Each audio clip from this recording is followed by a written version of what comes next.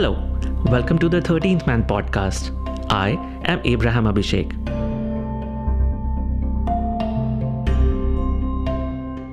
It has been like 10 days since the finals of the T20 Cricket World Cup.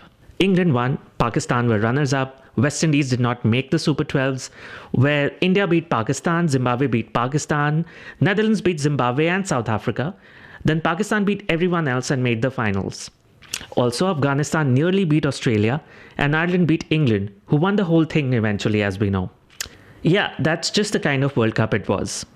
For fans of Dutch cricket, the headline was that Netherlands beat Zimbabwe and South Africa and came within 9 runs of beating Bangladesh.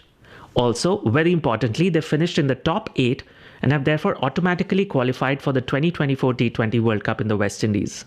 Today we look back at the Dutch cricket team's performance through the eyes of a specimen of that rare species, a Dutch cricket journalist. And that's Bertus de Jong, who goes by BDJ Cricket on Twitter.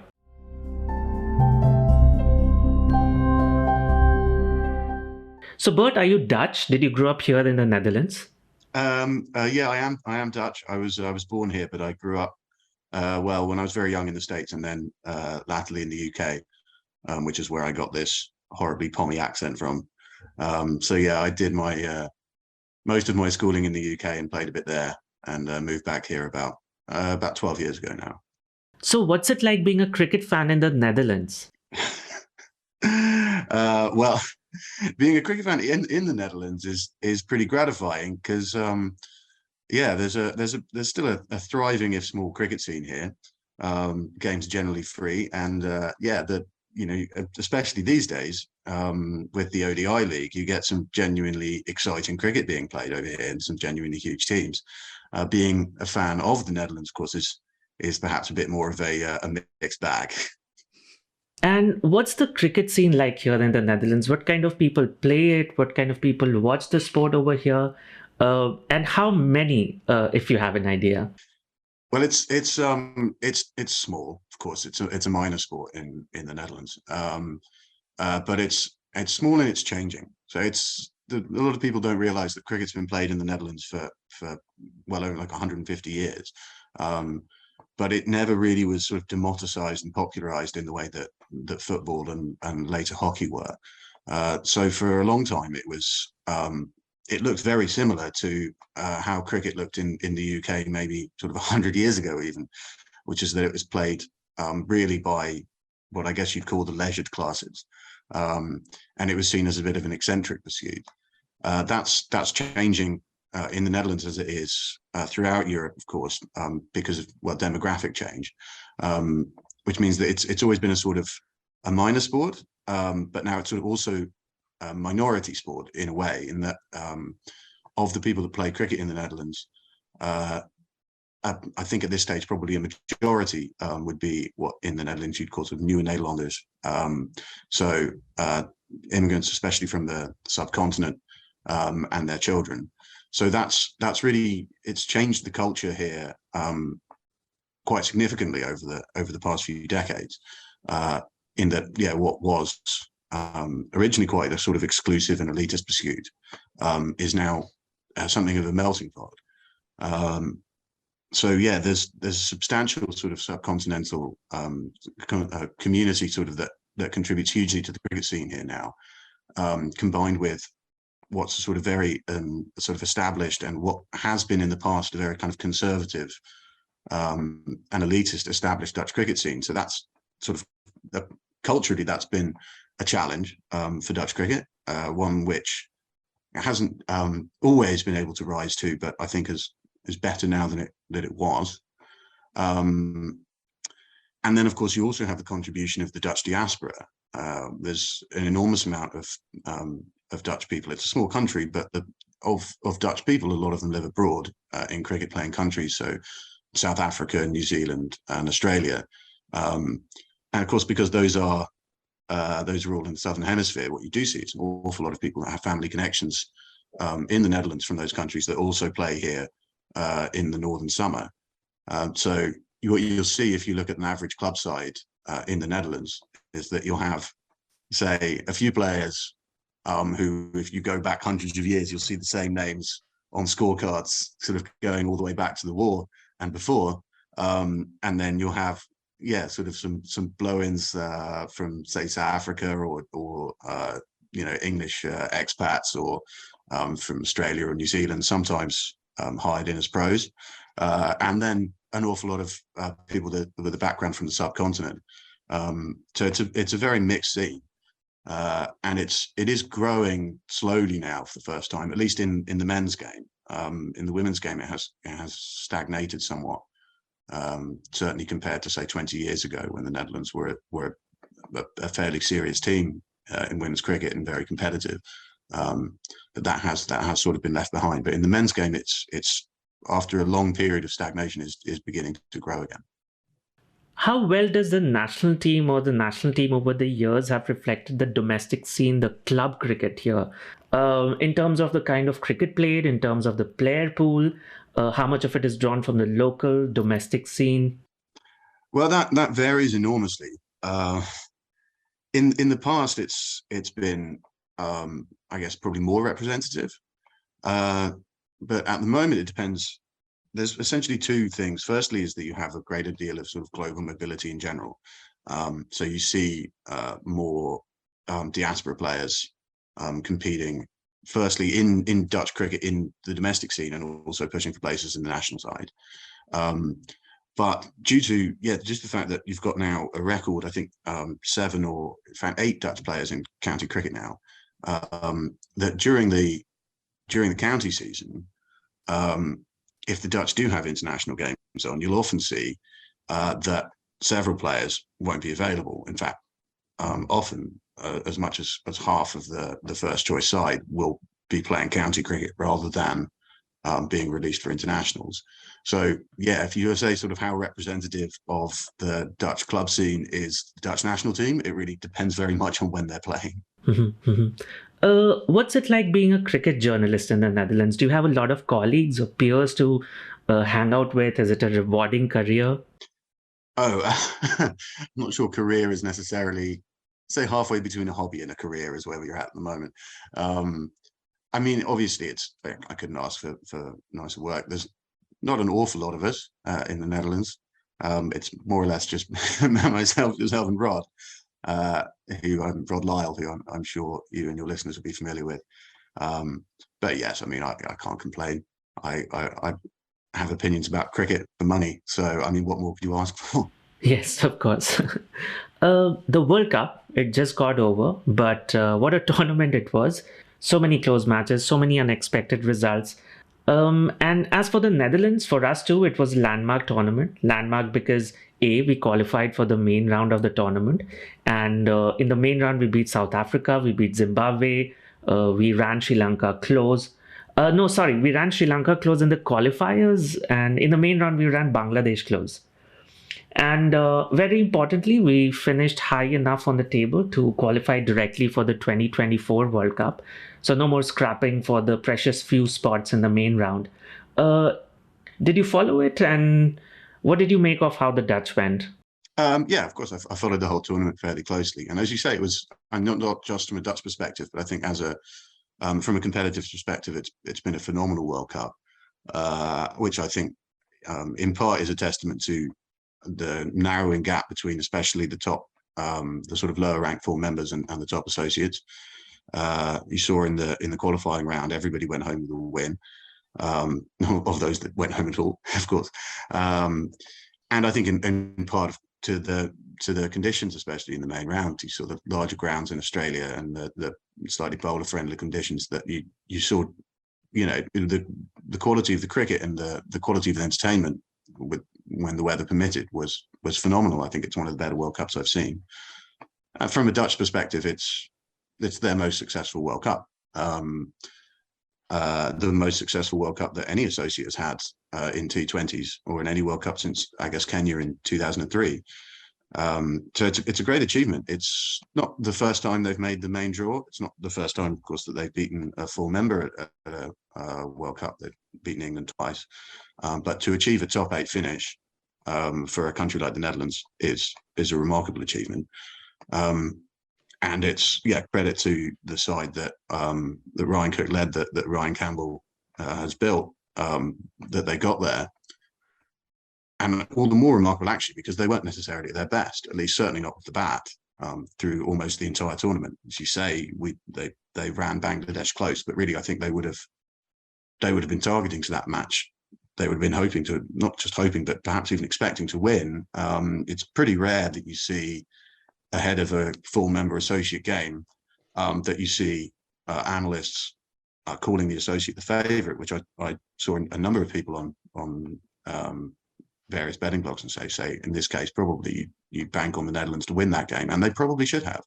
It really was the only game really where the pace attack was not at their best, and one of many games where the batting didn't really stand up.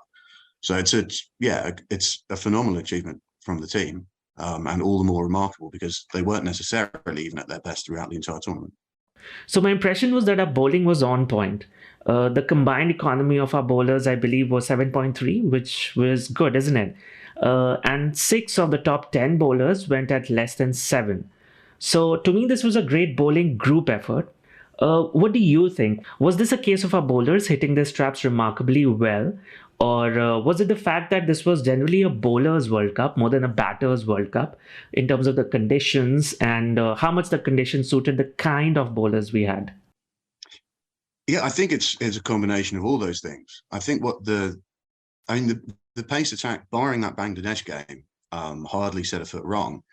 And what they did so very well, and the pace attack was probably, bar Pakistan, the most impressive pace attack at the World Cup. And what they did, I think, so especially well was that they not only when there was assistance for pace, but also on slower decks. I think they used conditions like at Geelong and occasion later at the tournament when pace off was really the way to go. I think they bowled very intelligently, and yeah, the reward was there.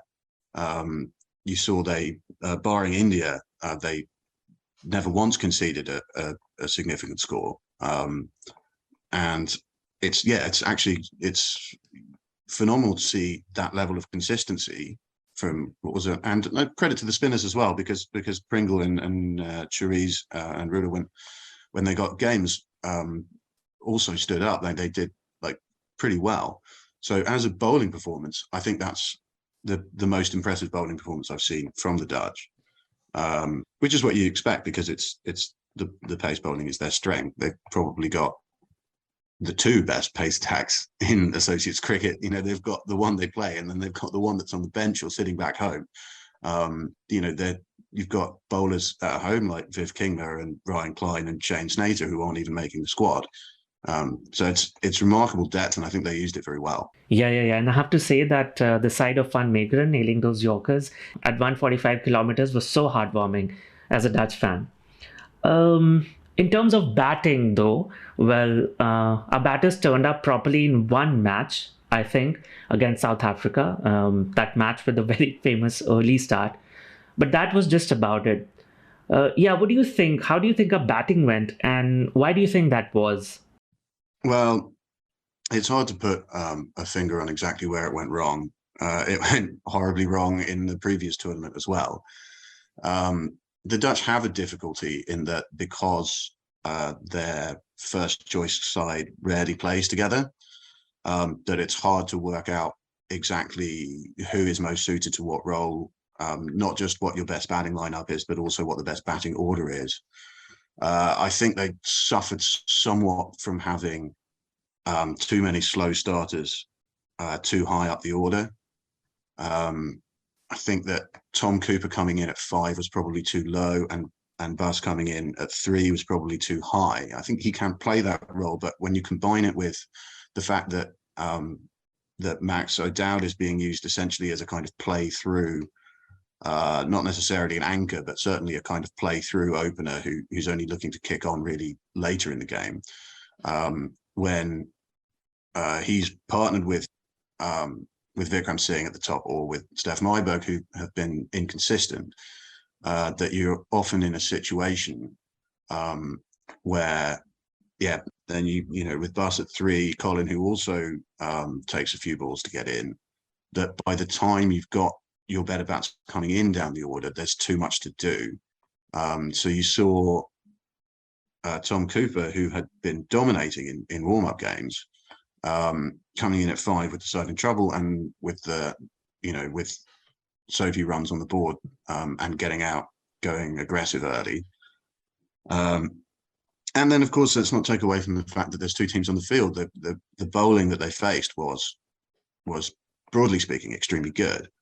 There's only so much you can do when Taxon Ahmed takes 2 in 2 balls up top. And generally speaking, it's been a bowler's World Cup, and the Dutch weren't the only team with a bowling attack that was on point. But yeah, it's a trial for the Dutch, and of course that is to an extent a problem with I think just match time, like individually and as a team. That if you don't have that sort of consistency of selection, and you don't have that, just the number of games, you can teach people shots in the nets, but you can't teach people to bat in the nets. And that, I think, it wasn't entirely unexpected. But again, that's something that it's very hard to solve because of the unique challenges that the Dutch face as a team. The fact that a group of players does not play together long enough consistently, is this an issue that plagues the Dutch especially bad, or is this an associate team issue in general? I think the Dutch, probably it's more extreme, simply because they have such a number of players that are contracted elsewhere. I think generally when you're looking at other associates, it's rare that they have more than 1 or 2 players that have sort of consistent commitments, especially during their own home season. So for the Dutch to be in a situation where 5 or 6 players are consistently unavailable for half or the majority of your matches, and when those are almost by definition can be your best players, because it's the best players that tend to get picked up for county contracts and the like. I think it's not unique to the Dutch, but I think the degree to which the Dutch suffer from it it's certainly more extreme than any other side that comes to mind. Yeah. What do you think were some of the biggest positives and some of the biggest negatives, or let's not say negatives, but less than positives, to be drawn as a Dutch fan from this World Cup? Well, the biggest positives, I said the bowling, of course, but I think the biggest positives from the World Cup, and to the same degree from the qualifier, and indeed from the Netherlands past season in general, is that is younger players coming through, sort of young and Dutch produced players. So you've Bastelader, Vikram Singh, Aryan Dutt, who didn't make the World Cup side, I think was pretty unlucky to miss out, who have got game time to an extent because of the availability issues that the Netherlands have. That you really do see that compared to where those players were a year or 2 years ago, to the point where Bastelader is arguably the Netherlands' best player at this stage. And if you look at his stats, that's quite remarkable. Like, he struggled for a long time, and I've been impressed in retrospect that Ryan Campbell and now Ryan Cook have continued to sort of kept faith with him. And you do notice that Vikram, who's sort of in and out of the side, is perhaps lagging a little bit behind, but still, like, again, showed some serious ability against especially the West Indies, but through the whole summer. So I think the biggest positive there is that you're seeing Dutch produced players coming through who are capable of competing, especially with the ball, but also to an extent with the bat. And that's something that the latter especially, something the Dutch have struggled with in the past. And I think that the home summer they've had, the amount of games that they've had against full member opposition, has played a huge part in that. What do you think are some of the biggest priority areas to work on between now and the 2024 World Cup? That's a difficult question. I mean, it's what the Dutch have at least now is the opportunity to kind of experiment a little bit. Because they have direct qualification, they won't have sort of these the high pressure qualifiers where you can't afford to drop a game, where you're scrabbling around. But I mean, looking forward, you're in a situation now where, well, Stefan Myburgh has retired now from T20 as well as ODI cricket. And then if you look at that middle order, Tom Cooper is now in his what I suppose still like to call the mid-30s, because he's about the same age as me. So, but you wonder how much longer he'll be around there as well. So this is a question you're looking at, especially in the batting. You've got the more experienced players who will be sort of aging out of the team. Sort of Rudolph on the Merva, likewise, is at the wrong end of his 30s. So that's going to be an issue, is shoring up the middle order when those sort of players start to retire. But yeah, for the rest, it looks extremely positive. The Dutch have never had too much of a worry in terms of fast bowling talent, as we mentioned, but also you have now in Tim Pringle, I think Sharice Ahmed's done very well. Aryan Dutt, who I mentioned earlier, that you have both the bowling stocks, both slow and pace, look genuinely very positive going forward. The question, is who is going to really control those, the marshal the middle order for the Dutch, and at the top, of course. It looks like they'll realistically be going forward now with Max O'Dowd and presumably Vikram at the top. But again, it looks a brittle batting order, and you wonder how they're going to be sort of where that sort of experience and where that solidity is coming from moving forward. And of course, the problem that they're going to have to go and look for their own fixture list. It's extremely unclear, both in 50 and 20 overs, where the Netherlands' next games are coming from now, once the ODI league wraps up and without the qualifiers to go to. Yeah. And how much of a factor do you think it's going to be that we have to spend some of the less than 2 years that we have between now and the 2024 World Cup? We have to spend some of that time looking for a coach who will spend some of that time sort of easing into things, warming up, setting up a culture, developing a vision. Do you think that will complicate things a bit extra, the fact that we have to do that? I think it will be. The Ryan Campbell moving on, I think, is going to be a loss to Dutch cricket. I'm a great believer that you can't that eventually a changeover in coaches is usually brings a positive energy, and that 5 years is a long time to be in any role. But I think it's very unfortunate that it doesn't look like we'll be able to keep Ryan Campbell involved in Dutch cricket at all, given the fact that his family are based here now. And it will be a loss, and I think that it's very positive that he was still involved for this World Cup, and that there is a degree of continuity there. But it seems unlikely that Ryan Cook, and I haven't been privy to any of these discussions, so this is all speculation on my part. But from the sound of it, doesn't seem likely that Ryan Cook will be looking to take the role full time. Though I have no inside information there. And of course, Peter Boren as well, who's been who's contributed to that continuity. He captained the side to the World Cricket League Championship, and has been involved to a greater or lesser extent since. But he's also going to be off on his own back to New Zealand. So there is an issue of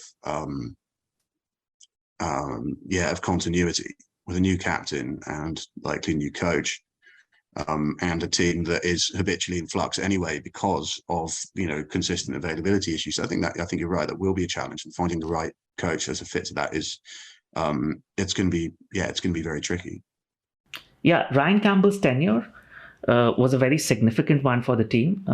In this period, we had the ODI Super League from its beginning to its end.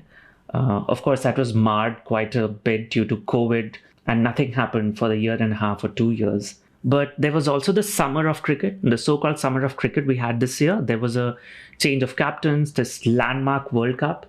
So what do you make, as you look back at his time as coach, what do you make of it? What did he do well? And in what aspects was he found a bit wanting? Yeah, I think you have to look at this World Cup and give an enormous amount of credit to Ryan Campbell, because this was very much the World Cup that Campbell was working towards, and this is the side that he built. Really, you can forget, of course, that originally this was the 2021 World Cup or the 2020, in fact, 2020 World Cup was supposed to be in Australia. So there's philosophy essentially of a pace-heavy attack, backing your paces and batting. So if anything conservatively it's also a complete turnaround from the team that he inherited, which if you go back to sort of the 2014, 2016 era, that was a team that was built around attacking with the bat, especially against sort of higher ranked teams to try and get ahead of the game and put them under pressure, and then containing with the ball and essentially trying to force mistakes through containment. And that's a strategy that's almost been flipped on its head. And it didn't come off at all in the 2021 World Cup in those conditions. But here in Australia, it has paid off handsomely. And it's remarkable, in fact, that just, yeah, exactly how capable this Dutch attack is, this bowling attack is of making, yeah, sort of lower scores competitive. And yeah, and credit to Ryan Campbell for building this team, and for a lot of the best performers in this team are people that are players that weren't necessarily performing for much of the early part of Ryan Campbell's tenure that he kept faith with. So you absolutely have to give him credit there. Now, if you want to nitpick, I don't know. It's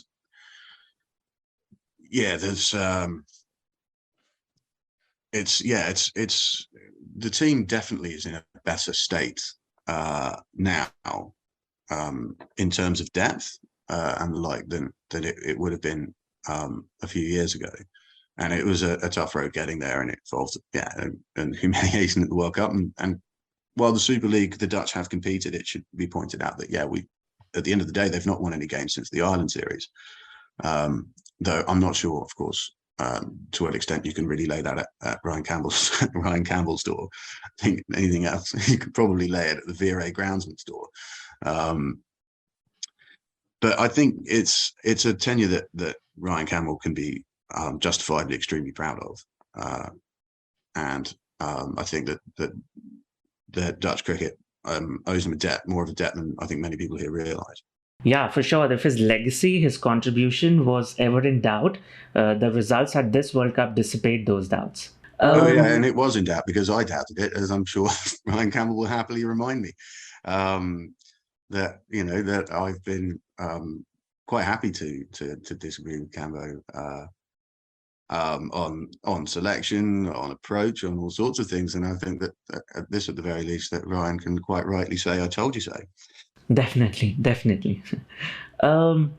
But what do you think will be the ripple effects of the Dutch going well at this World Cup? We saw this tournament getting some coverage in the Dutch media. Do you think this will contribute in any significant way towards the growth of the sport here? I think it's probably a little early to tell, but I think I would categorize my opinion there as being cautiously pessimistic. There was some coverage in the Dutch media, but not an enormous amount. You saw I did a quick survey of newspapers after the South Africa win, and in the national press. Strangely, the local press here tends to do far more in the way of cricket than the national press does. But of national newspapers, I think it was only 4 of the 6 that covered it at all, and it was only 3 or 4 column inches each. So it's not as if it's made a huge splash, even compared to 2014 or 2009 beating England. And this stuff tends to fade because there is no continuity of coverage in the Dutch media. Since cricket has disappeared off the BBC and almost 20 years ago now, it's really noticeable that young people here are less likely to be familiar with the game. compared to people of sort of my age or older, and there's a very noticeable divide there, that people sort of in their mid-30s and older will know what cricket is, at least, and will associate it with as being an English sport that the Dutch also play, whereas younger people will see it, if they know about it at all, and if they don't confuse it with croquet or polo, strangely, we'll think of it as being subcontinental, or a subcontinental sport that's big in India, and would not be aware even that the Dutch have a team. It's not that it's completely disappeared from Dutch culture, but it's definitely, in terms of that sort of cultural consciousness that used to be fairly pervasive, even if people weren't interested in cricket, they'd kind of be aware of it. That's faded significantly in recent decades, and there's not really an awful lot that the KTV can do about that. That's a lot to do with the media and culture, that makes it hard for smaller sports in general to kind of grab any kind of attention. So whether this particular World Cup will have much of an impact, I'm afraid the answer is probably no. I don't think it'll have a great deal of lasting impact at all. I think in terms of media penetration, I mean, the KTV are woeful when it comes to media engagement, and I mean just terrible. But I'm not sure it's necessarily a route that's likely to be very productive anyway. I think that when you're looking at building the game here, that engagement through communities and clubs and from the grassroots is really the way forward. I don't think you're likely to generate a great deal of interest via mass media. That said, I do think it was a colossal blunder to have to push to have the Ireland games last year on Ziggo on Dutch broadcast television, rather than saving that for England, because Ziggo, the broadcaster, found themselves with broadcasting 3 ODIs against Ireland on a slow wicket, which made for fairly tedious cricket, especially if you're new to the game, without any crowds. And I think that the spectacle was a poor one, and Ziggo didn't come back. And what you ended up with then is the West Indies games, the England games, and the Pakistan games, all of which I think would have looked considerably better on TV, relegated to a pay-per-view streaming service. So I do think that was probably a mistake, and a bit of a missed opportunity. But yeah, the extent to which it's possible for cricket to compete in the media market in the Netherlands, I'm fairly skeptical of that anyway. And in terms of attracting younger people and also giving older fans of the sport in the country, fulfilling their appetite to watch live cricket, how much of that happened during the summer of cricket that we just had, in which big teams, Pakistan, New Zealand, England, West Indies, actually played here in front of live audience? What kind of impact do you think that had on cricket here? Oh, well, I mean, having England over was more sort of a once in a lifetime event for cricket fans in the Netherlands. Also because traditionally, Dutch cricket fans and the Dutch cricket community are extremely Anglophile. So there's not a lot of countries that tend to cheer for England in when they're neutral spectators, but the Dutch are those. So yeah, and Dutch cricket is sort of traditionally very modelled on the English game anyway. So that was enormous. And you saw that there were it was actually the England ODIs were close to sold out, and it wasn't just because the Barmy Army came over. It was a significant contingent of Dutch supporters. On the flip side of that, I think the West Indies games were poorly promoted. I think there was a degree of kind of working towards these England games, and that the West Indies series was rather neglected. A lot of people weren't really aware that it was on. But yeah, I think it's been a great summer, and credit to the KNCB organising it. Logistically, it's gone fairly well. But I think that in terms of promotion, in terms of the commercial side of things as well, I don't think that there's an enormous amount of money left. I think that it's probably that given the fixture list they had, that it's probably been underexploited, and it's something of a missed opportunity. But that is also understandable, of course, because the KNCB have no institutional experience with, or in this case, the BV, the limited liability company that they set up to handle the Super League games, have essentially no international institutional experience with dealing with games that are this big, of organising the stuff in this magnitude. So credit that it went more or less smoothly, and I think had there been the realistic prospect that the Dutch might have stayed up in the Super League, which of course they can't because it's being scrapped, that you hopefully would have kind of built that kind of institutional capacity to get that kind of commercial reward.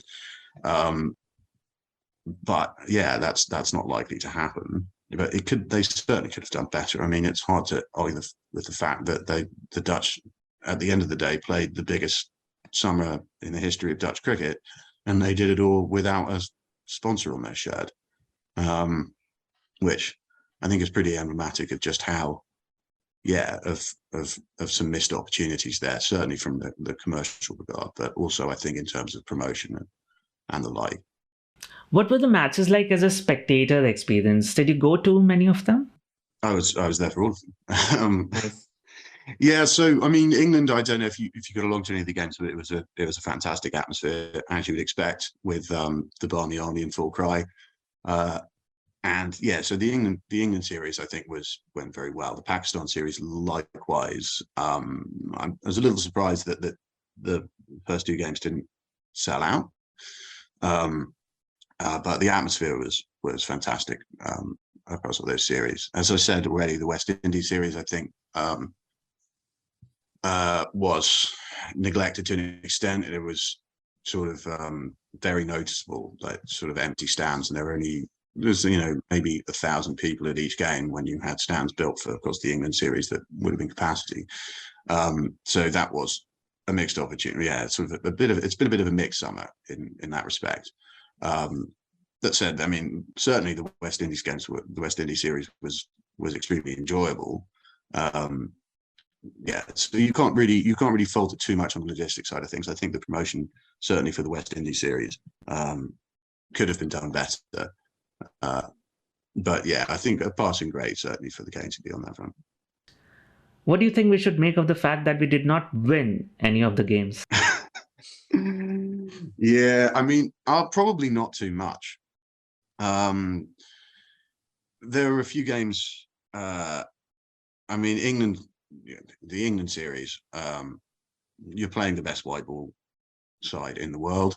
For some reason, you've decided to prepare an absolute flat track for all three series. I mean, I don't think you were realistically expecting to win a game against England in conditions like that.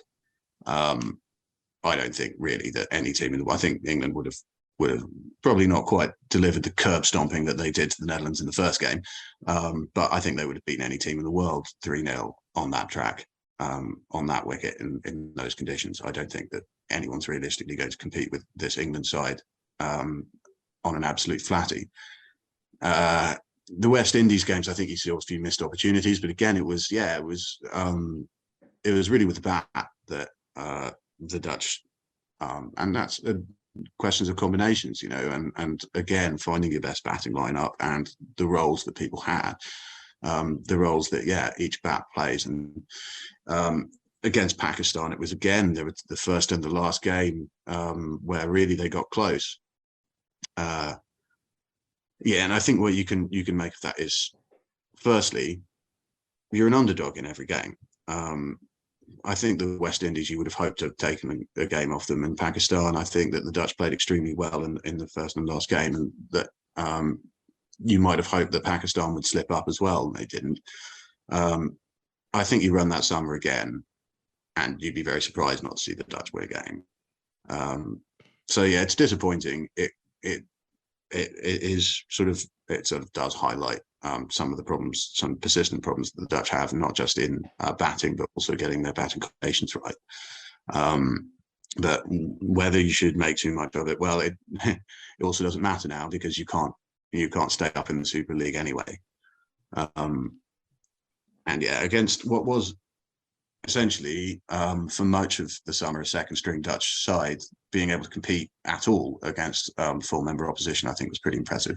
It's disappointing not to win a game. They could have won a few games if they'd done things a bit differently in retrospect. So certainly it's disappointing, and they weren't at their best through the whole summer. But I don't think you can. Yeah, I don't think that really. You wouldn't say that they disgrace themselves by any means. One of the things that happened this summer was Bas de Leede getting picked up by a pretty big international T20 franchise for the UAE League. I keep forgetting what the proper name of that league is. Just the International T20 or the IT20, T20 League, ITL? That's pretty lame, though. I'm sure it'll have a sponsor's name at some point. But. Yeah. So do you think Bas getting picked up could be a prototype for the kind of prospect a Dutch kid could aspire for as he or she decides to pick up a bat or a ball to take up cricket seriously? Yeah, no, I think so, absolutely. Especially seeing as with Brexit, that the county route is now sort of closed, and that while there are a handful of contracts floating around for the national team in the Netherlands, none of them, I think it's barely possible to live off them. They're certainly not going to get rich. It's not what you'd call a career prospect. So, yeah, whether you think that the current trend in cricket towards franchise cricket is likely to continue or to be sustainable is a different question. But yeah, I think that players like Bas de Leede getting picked up and showing that there's a way that you can in fact earn a living potentially playing cricket even as a Dutch player, then yeah, I think that probably is huge for a lot of young players in the Netherlands today. Yeah, this is a pet peeve of mine. I originally come from India, so I have 1 year clued into sort of the big boy part of international cricket. And there are lots of complaints and concerns like, oh, yet another T20 league, it's bad for the game, it's too much cricket, it will harm international cricket. But from an associate nation point of view, I can only see the good side of it, that more T20 leagues mean more opportunities for players from a larger part of the world to play. Players that don't get to play so much international cricket.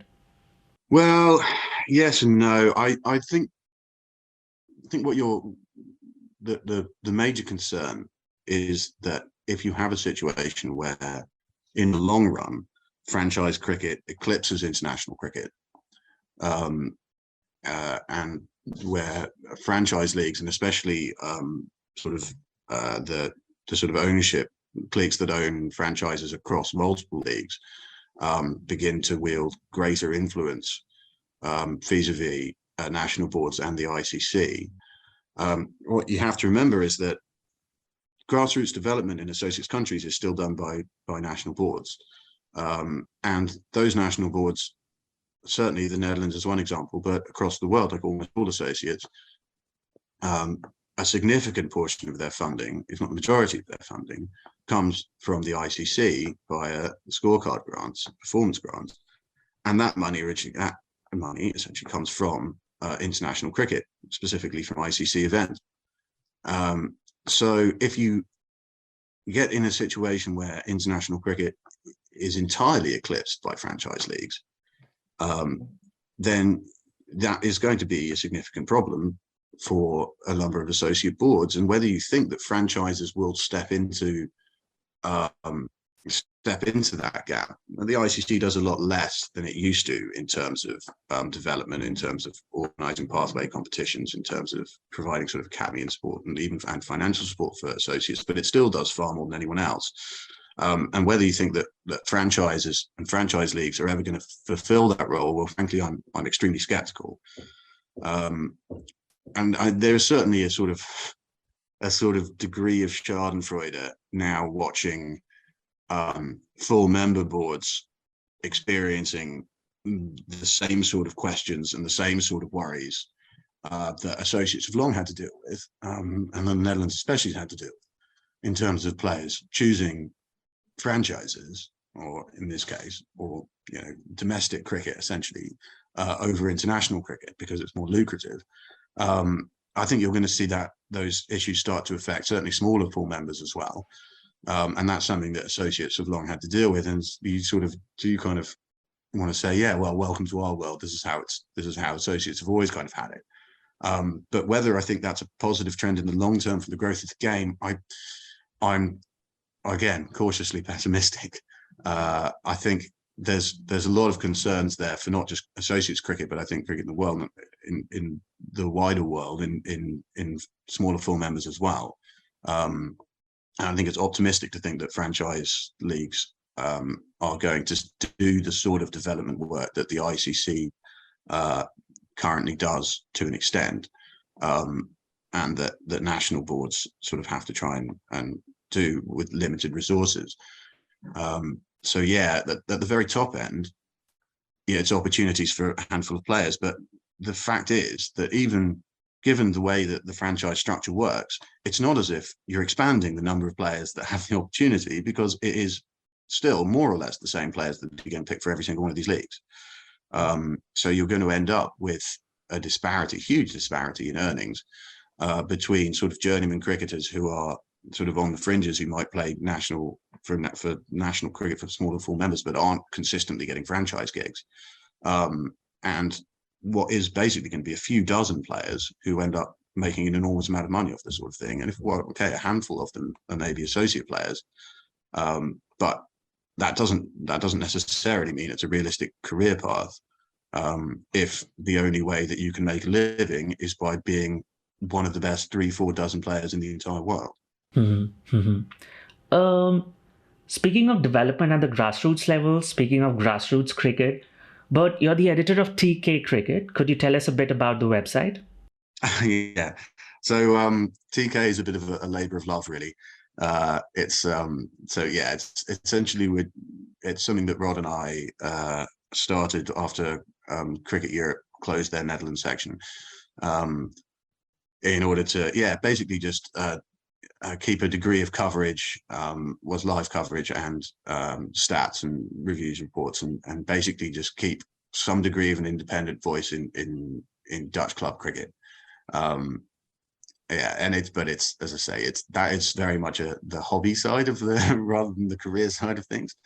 But it is very much a labor of love. It's an excuse to get along to games and to talk to people and to try and give something back to Dutch cricket. So it's just the two of you then, you and Rod? Myself and Rod, and Sander Tolan, who does the photos.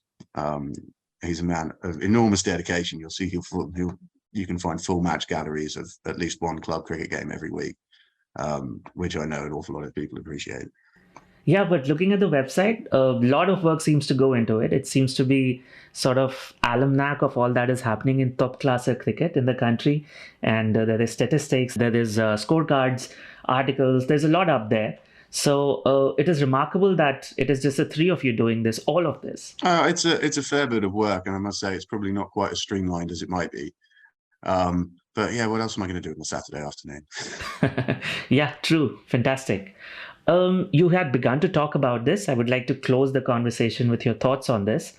What does Dutch cricket have to look forward to in the coming future, apart from the 2024 T20 World Cup? Oh, that's a big question. So in the immediate future, you've got the remaining ODI League fixtures, so the Super League fixtures against 2 more games to play against South Africa from that interrupted series, that COVID interrupted series, and 3 games against Zimbabwe. And I mean, my understanding is that those are going to be combined into a single tour I heard March, but I might have to check on that. I'm not sure if it's been officially confirmed at this point. And then assuming that the Netherlands don't somehow finish top 8 in the Super League, which I'm not sure is still arithmetically possible. I think it is arithmetically possible, but obviously wildly unlikely. So then the 50 over World Cup qualifier in Zimbabwe summer. I'm not sure whether any other international fixtures have been confirmed for the Dutch home summer as yet. And in Pakistan, we're intended to come back in 2024. But I think that the schedule is still rather up in the air. And it's sort of a bit of a mixed blessing that that they've directly qualified for 2024, insofar as that you then miss out on the qualifying. So those fixtures, I absolutely expect that a fair few of the European teams will be keen to play warm-up matches against the Netherlands ahead of the European qualifier. So it would not surprise me if Scotland and Ireland were over, or the Dutch were on tour. But yeah, the end of the Super League essentially means that there's a great deal of uncertainty in terms of what the Netherlands fixture list looks like. And certainly after the 2023 World Cup, where as of yet, there's no official confirmation on, in fact, no official information about what the 50 over qualifying pathway for the 2027 World Cup will look like at all. The assumption I think that most people have at the moment is that it'll look broadly similar, with the Netherlands dropping down into what is now League Two. So going forward, you'd expect there'll be some sort of structured, at least one would hope there'd be some sort of structured ODI competition for top associates that the Netherlands would then be relegated back to. So you'd be looking at a lot of fixtures against the likes of Scotland, maybe perhaps Oman, Nepal, and the like. But yeah, as at press time, there's no official word on what form that competition will take, if any. So yeah, and at this stage, the Dutch are they're kind of reduced to back to sort of begging full members that tour England to make a stop off at the. And you may have noticed, I think, that there was they made a point of saying that repeatedly whenever they were talking to the press. I think that was very much a deliberate message that they wanted to put out, which was that we don't know where our fixtures are coming from. And I think at the moment, I think Pakistan are the only full member side that have confirmed that they'd be coming back for bilaterals against the Netherlands.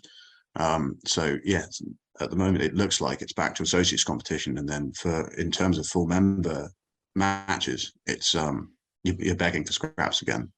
Well, Pakistan owes us at least that much, no? After what we handed to them on a platter. I should say that credit to Pakistan that the intention to return to come back in 2024, that was already, I think, penciled in the summer, like immediately after the series in Rotterdam. So it's not mere gratitude for us getting into the semi-finals. Thanks a lot, Bert. Thanks for your time. It's an absolute pleasure. Thanks, everyone.